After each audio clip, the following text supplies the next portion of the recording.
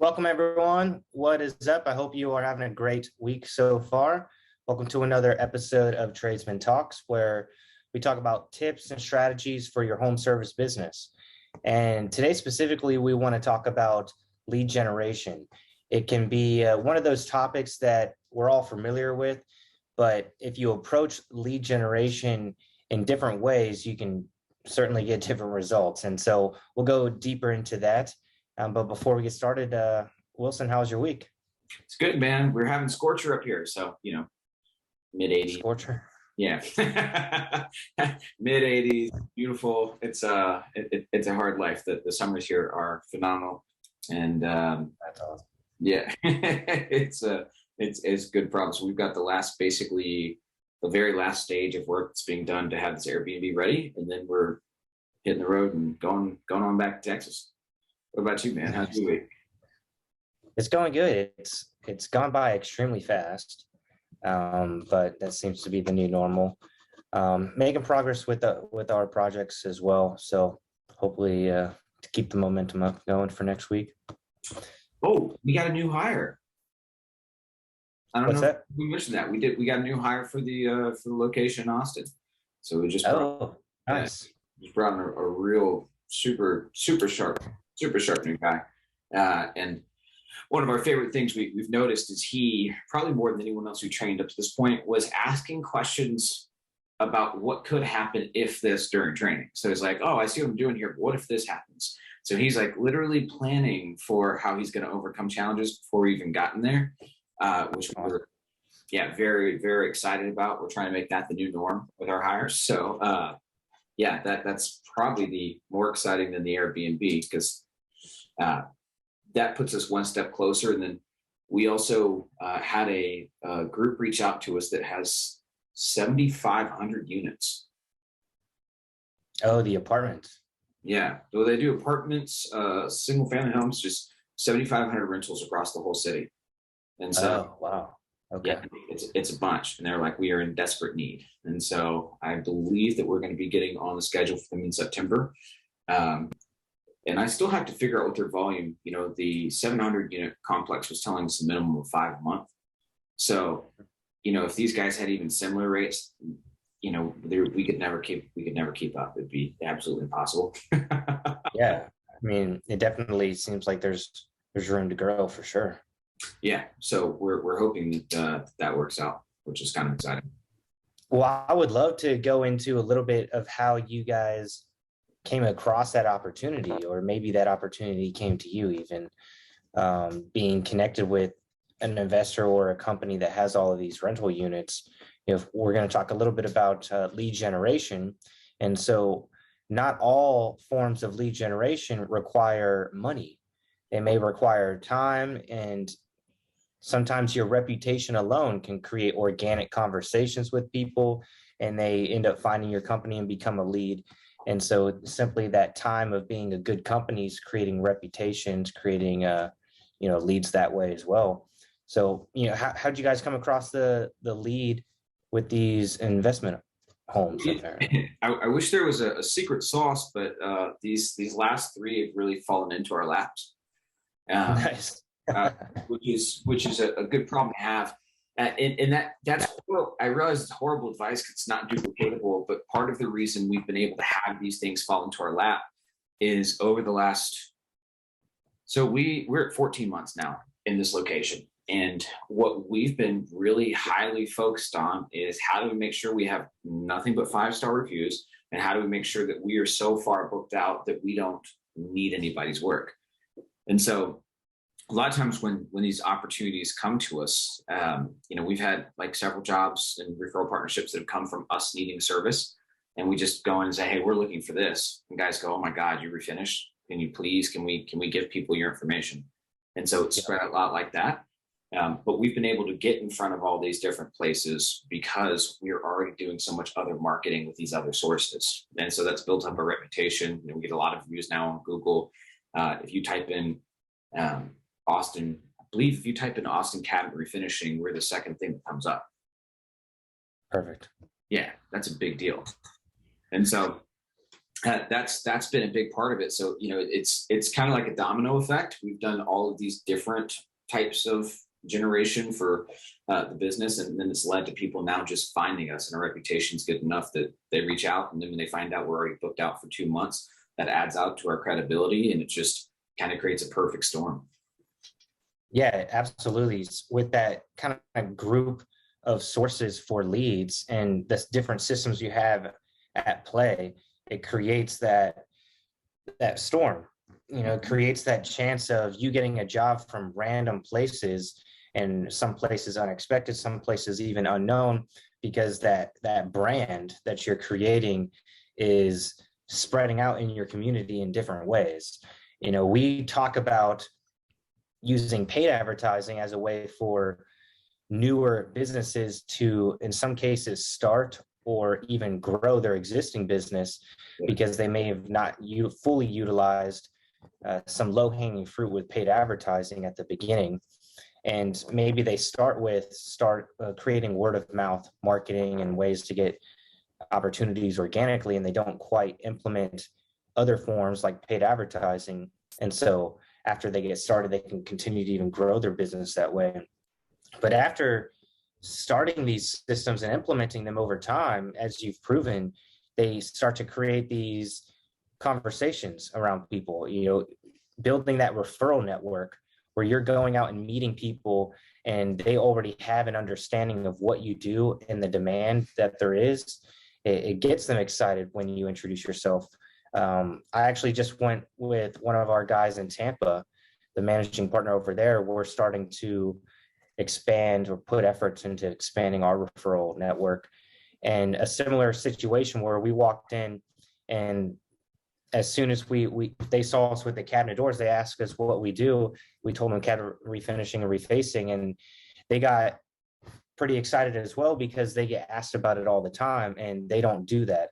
And so when we approach them with an opportunity to increase additional revenue for them by promoting or sharing with their customers what we do, it becomes a win-win. Yep. And they then talk about it with their customers talk about it with their friends and family, as well as that company talks about it with other vendors. In this case, it was a countertop company. And so all of the companies that might buy countertops, whether it's wholesale or direct to customer, they're going to be looking for cabinets as well. And so it creates that kind of spark that can spread a fire around your brand in a good way. Yeah. We like good fires. I mean, I kind of think that as you're trying to create a flywheel, right? And yep. in the very beginning, like word of mouth, it's funny. I crap on word of mouth sometimes, because in a lot of ways it's not what it used to be. It really isn't. Especially when you're talking about end users and consumers, word of mouth is not what it used to be. Because now people want to go online and go to Google, go to results. But when it comes to forming some of the partnerships, word of mouth actually goes much further. I find that the word of mouth does really well for our B2B, more so than it probably does for our B2C, at least in Austin. But the word of mouth will grow in both forms the more connections that you have. So it's like, what was it, 6 separations to Kevin Bacon. It was like game, like within 6 people, you can connect to Kevin Bacon. And really what you're thinking about as a business is every time you bring a new customer, that's 5 or 6 potential connections, right? They could refer somebody to you. They could remember you when a project comes up. They could have an uncle that's got a construction company. And so every time you get in front of a new person, you're not expanding that network. The problem with the average contractor starting their business is they're trying to use that expanded network, the word of mouth, to grow their business. And so they're trying to grow a network from a network that doesn't exist, which is inherently hard. And so it's kind of like a slow drizzle. But yeah, when you use some of the really effective marketing platforms that are already out there, they can feed into that flywheel, and you start getting enough momentum where I think paid ads is probably I think it was about 25% of our business last month. Yeah, it can be a huge chunk, and even much bigger chunk for newer businesses. And it does require an investment where, you might have to have a little bit of money to get that system going. But if you implement the right sales process and follow-up process, that investment should certainly bring you a return that you can keep the machine going. Yep. And in some ways create predictable revenue.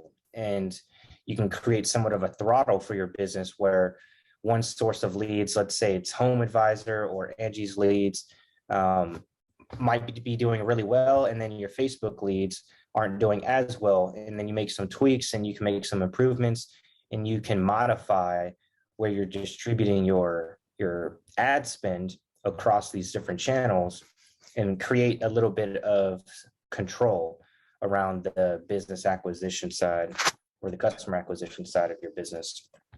And once you get that up and rolling, that gives you a consistent fuel source to then invest into other forms of marketing. Creating a referral network is something that anyone should be thinking about when you have a home service business, especially because all of our customers are homeowners. So there's so many obvious connections, or it's very easy to determine who could be a connection to that customer because you're aware usually of all the potential home services, especially when it comes to repairs and things like that. So you can collaborate with these people, and basically you refer them, they refer you, and you can multiply that effect. And that can fill in a lot of voids where your paid advertising might be creating some spaces in your calendar, but eventually it will enable you to turn down your marketing spend because the organic, as Wilson pointed out, with it being about 25% of his business being paid advertising, it used to be much more. It was 100% for a long time. Yeah. So you increase the bottom line, you create a stable business and a brand, and people will pay more for the company that they're familiar with and that has developed a good reputation. Yeah. Well, so, one of the things I think is interesting for people that are on the newer side is there's a lot of, and I see this happen in some of the Facebook groups for painters. One of the big questions people ask is, okay, well, which should I spend money on first? I was thinking about trying Facebook ads, or, I was thinking about doing Google. So, Stephen, what would you say to somebody that is asking, hey, where should I spend money first on marketing?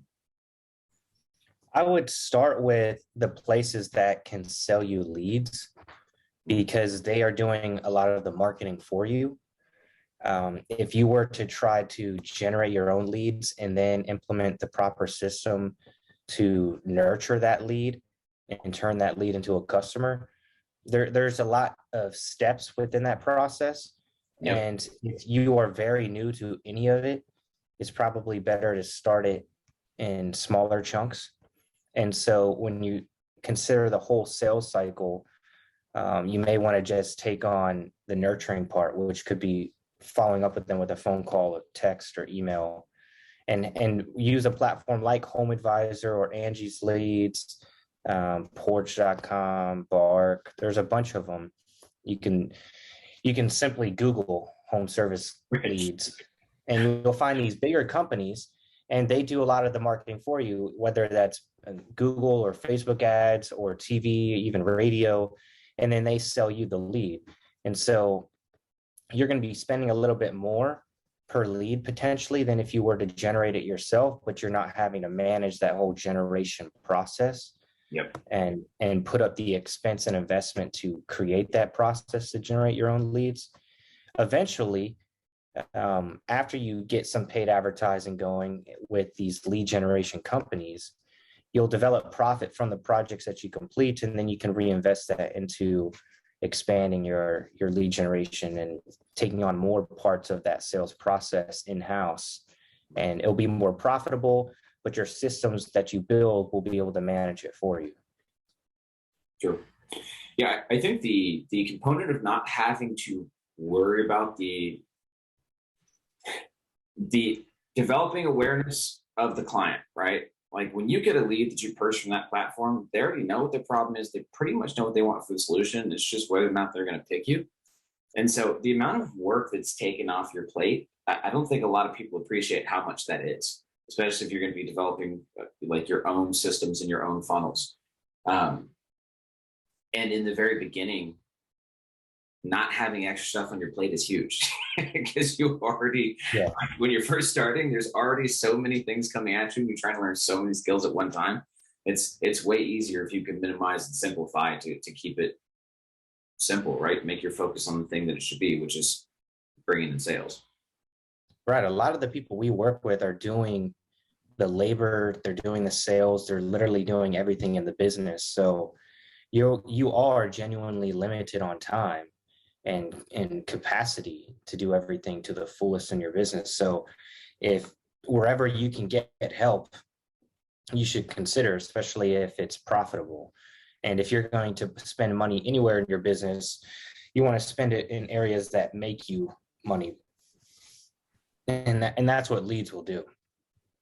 And so, look into the lead generation websites or platforms that can just sell you a lead.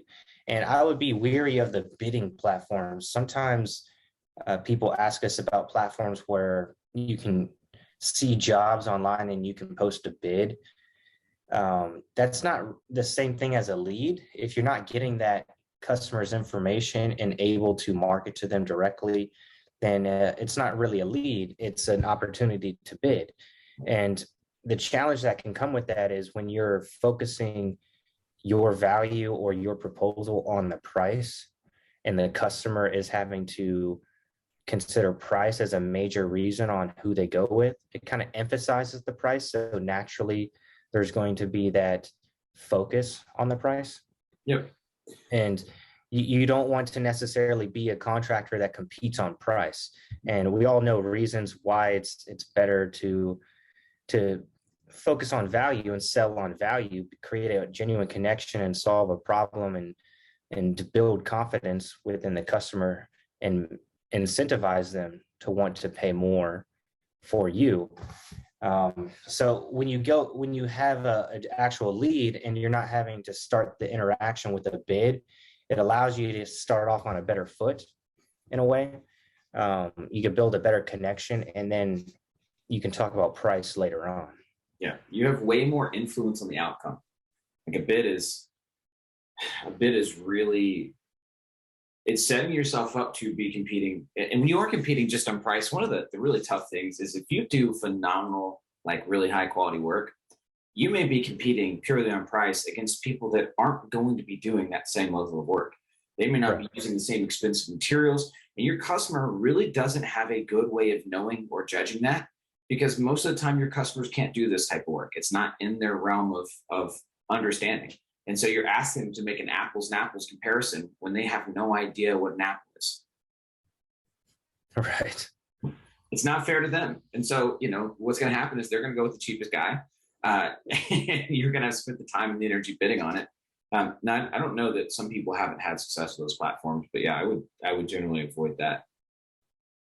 And since we kind of brought up the topic of quotes, when you guys are receiving these leads, it may be worth talking about the idea of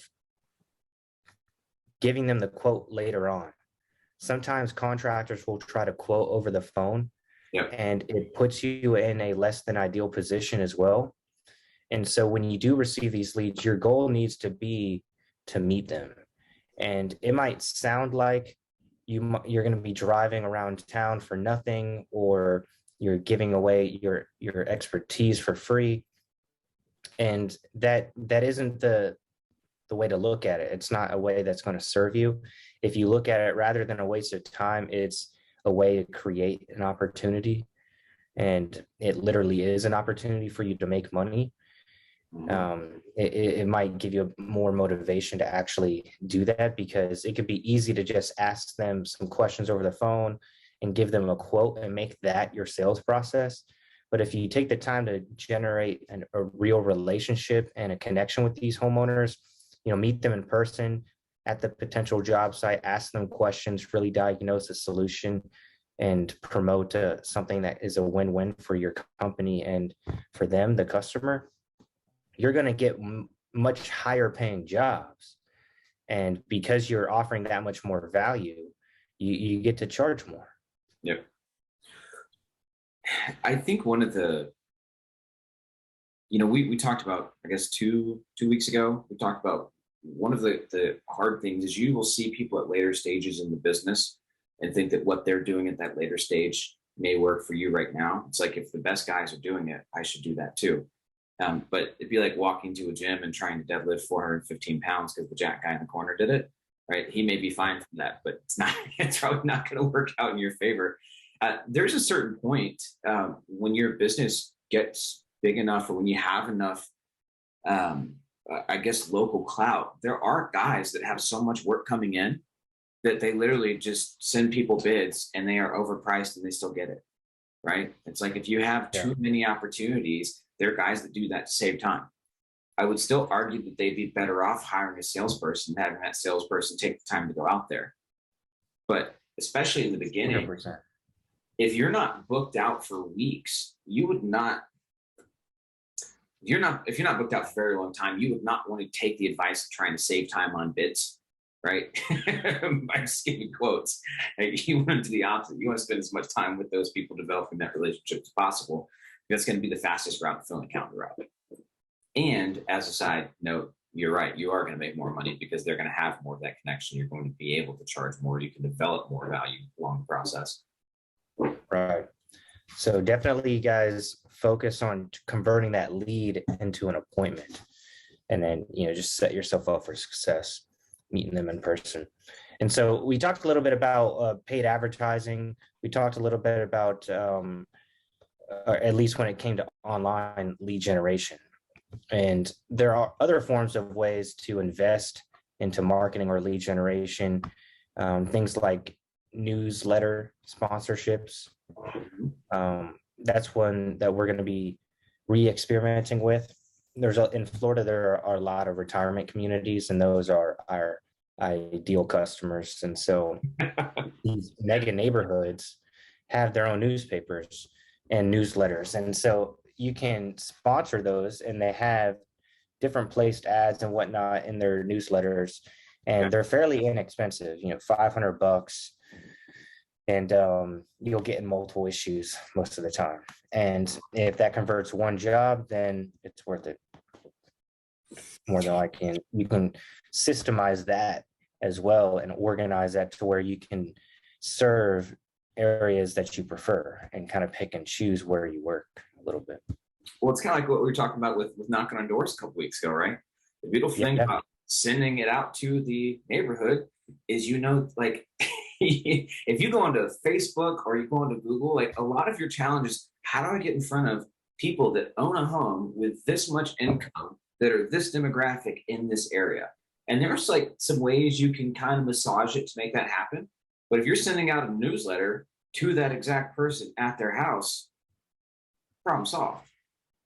That's a great point. And that's something that we've touched on a couple times recently. The idea that a lot of these marketing efforts, these campaigns, when you are trying to generate your own leads, is you're spending, and realistically, you're spending money to filter an audience so that you can even just show your offer to someone that you deem qualified.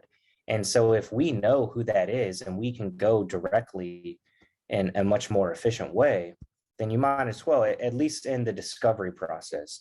So meaning, what neighborhoods you want to serve. Right. And so part of if you do online advertising, part of your budget is just to determine where the neighborhood is. And so you could find the specific neighborhoods you want to work in and just door knock, or you can send them letters. You could do direct mail flyers. And if you literally, we've worked with people that very, very recently have door knocked neighborhoods, and every time they would get leads. They would get people to request a quote, or they would even get a job. Yeah. And most people wouldn't choose to door knock, but it is a form of lead generation that will still work.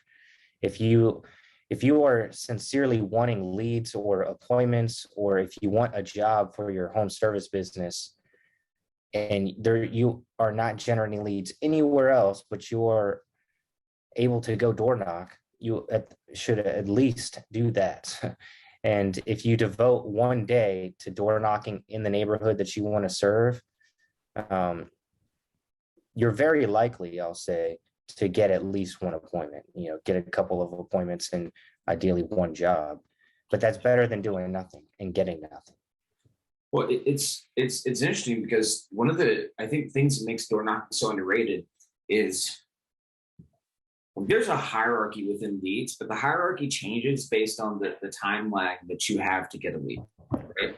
So if you're like, Wilson, what's your favorite leads of all time? I'm like, organic, online organic, right? I post some stuff, people give me money. It's amazing. But it takes a long time to get there. If you're like, Wilson, we need a job next week, I can't really go, well, let me just go post something on Google and make that happen. It doesn't, it doesn't really translate. But if you said, hey, we need a job next week, you could go knock on a door and your odds of finding somebody that will let you do a job very soon are significantly higher. It's one of the fastest, like from the time you meet them to the time you can get a job done, interactions you can have. Because you're starting with the face-to-face interaction, which is kind of a neat thing. And it's free.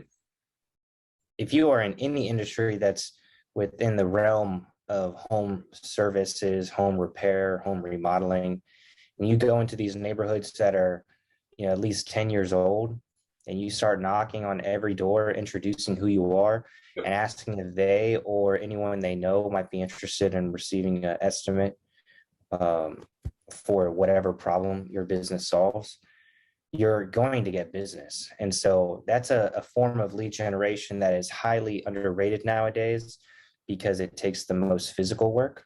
Yep. But it is a very simple way that will work.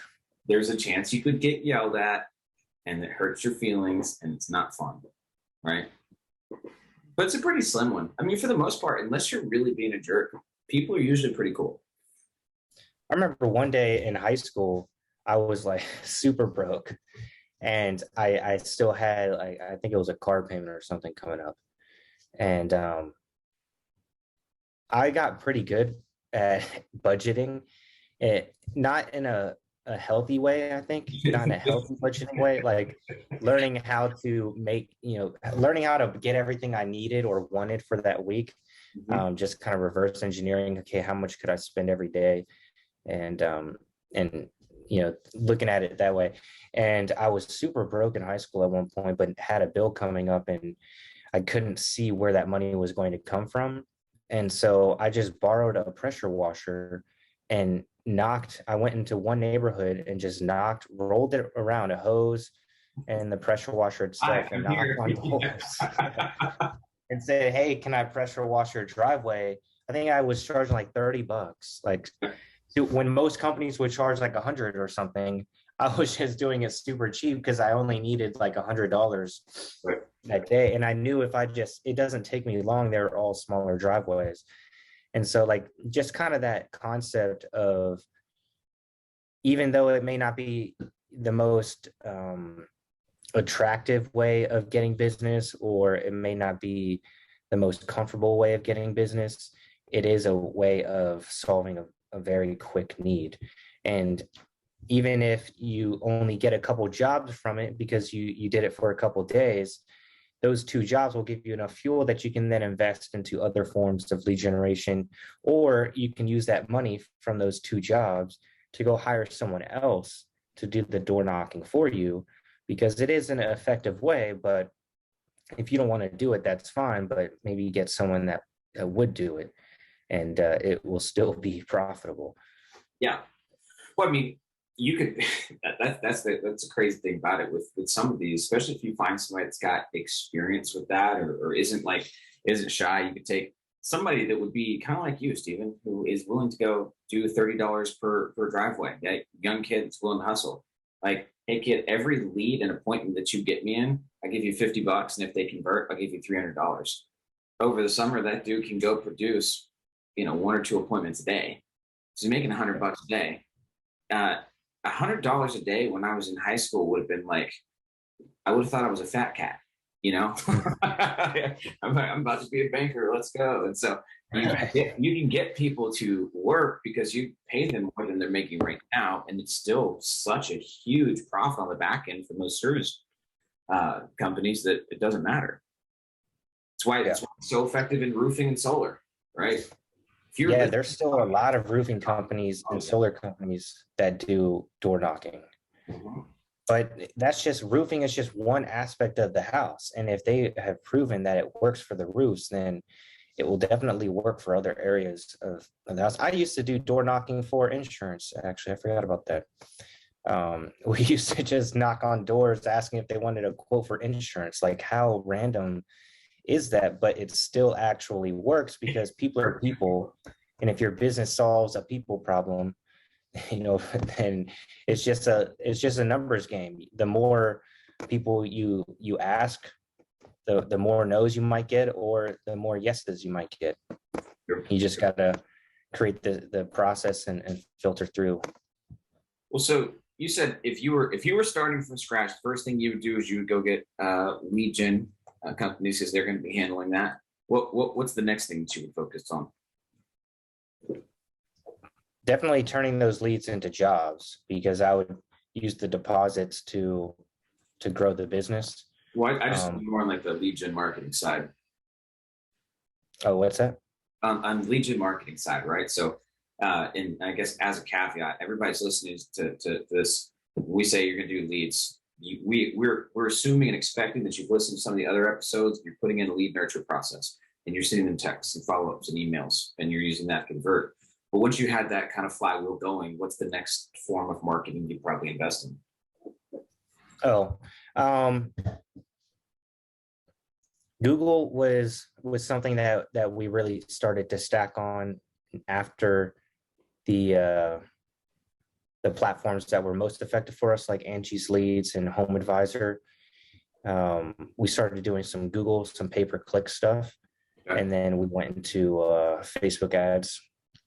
Facebook ads was something that we could scale, because these lead platforms, if you're buying all the leads that they'll sell you, then you got to get them from somewhere else. And so Facebook was a way for us to get in front of people, homeowners. And it took a while to dial that in, but that became kind of another throttle of sorts for our business, where the more we spend, the more we earn.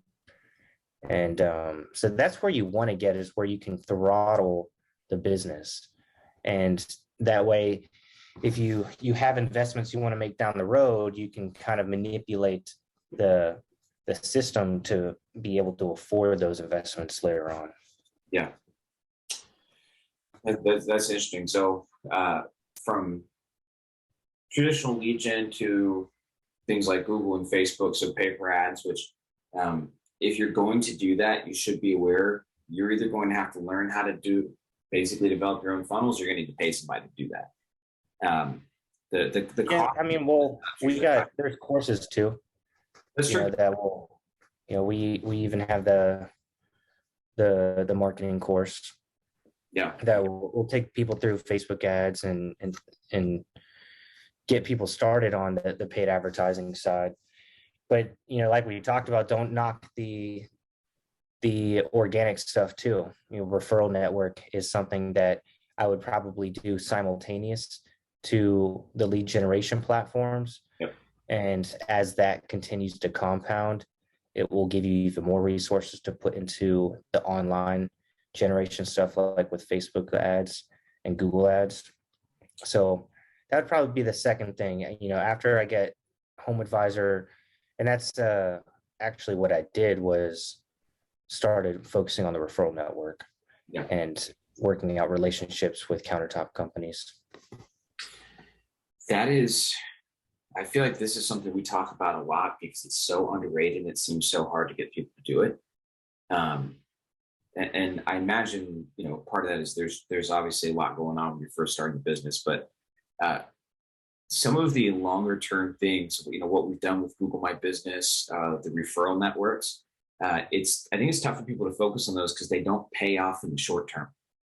Right. So you feel like you're putting time and energy into something that you're not seeing an immediate return. But once they start returning, the return is so big. Yeah, it's more of a long-term project, but it always pays off. especially if you're consistent. You're talking about Google My Business. It's if anyone is able to post on Facebook, then you can post on Google My Business. It's nothing technically advanced, but it gives Google and these search engines awareness of the problems that you can solve. And so those organic approaches will always work. It just may require some time, and there's always a balance of time versus money. And there's solutions or tools that can be used for lead generation that require more time or they require more money. And you really want to do them all. You want to diversify your source of leads. And that's kind of back to what you were saying earlier, that perfect storm that you created around your team in Texas, having these diversified sources of leads, both paid and free or organic. They create a lot of channels for opportunities to come in, and it came from starting with one, then you started another, and just reinvesting into the business. And that's one thing we'll talk about in a near episode, is kind of how to budget for some of this stuff, because I think that can be some common questions. Yep. On when do you start your second channel, and how do you know if something is profitable enough, and how to even calculate your profit when it comes to considering your different lead sources, things like that. So we'll get into more detail on a future episode with that, but really wanted to dive into this different sources of leads that you guys can be getting opportunities from, both with paid and organic. We talk about these lead generation platforms. We talk about things like direct mail, postcards, even door knocking, and then certainly building a network of other home service professionals that could be somewhat of a referral network for you. Yeah. And all of these things can culminate into a network of sources for leads. And so if you guys have any questions on that, feel free to send us over an email at support@cabinetstartup.com. Regardless of the trade you're in, a lot of even methods for marketing are universal. The way to get your message in front of the right person is typically the challenge. And so the different systems that we use could very well work for yours. So feel free to send us any questions. Again, that's support@cabinetstartup.com. We'd be happy to give you some clarity or guidance. And with that said, we'll talk to you guys same place, same time next week. Have a great one.